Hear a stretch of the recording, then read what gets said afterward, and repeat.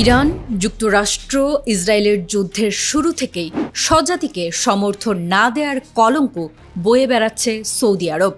যুদ্ধের মাঝে এও গুঞ্জন উঠেছিল ডোনাল্ড ট্রাম্পকে ব্যক্তিগতভাবে ফোন করে ইরানের ওপর হামলা চালাতে বলেছিলেন খোদ সৌদির প্রিন্স সালমান।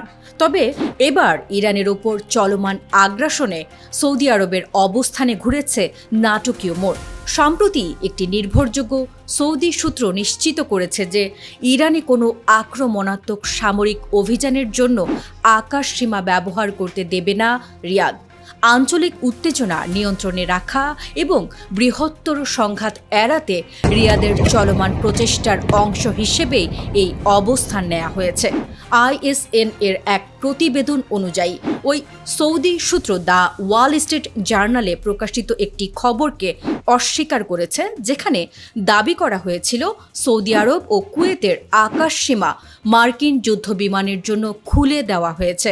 এসব দাবি ভুল বলে নাকচ করেছে সৌদি সূত্র, যা পরে আরও কয়েকজন সৌদি কর্মকর্তাও জোর দিয়ে পুনর্ব্যক্ত করেন।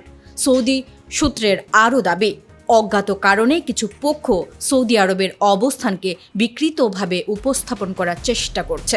এদিকে আল আরাবিয়ার বরাতে এক সৌদি কর্মকর্তা নিশ্চিত করেছেন যে ইরানের বিরুদ্ধে যুক্তরাষ্ট্র নেতৃত্বাধীন সামরিক হামলায় সহায়তার জন্য আকাশসীমা ব্যবহারের কোনো অনুমতি দেয়নি রিয়াদ।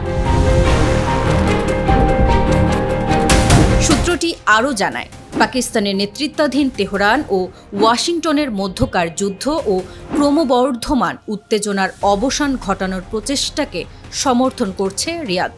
মধ্যপ্রাচ্যে যখন যুদ্ধের গন্ধ আরও তীব্র হচ্ছে, তখন সৌদি আরবের এই অবস্থান কূটনৈতিক অঙ্গনে বড় বার্তা হিসেবে দেখা হচ্ছে।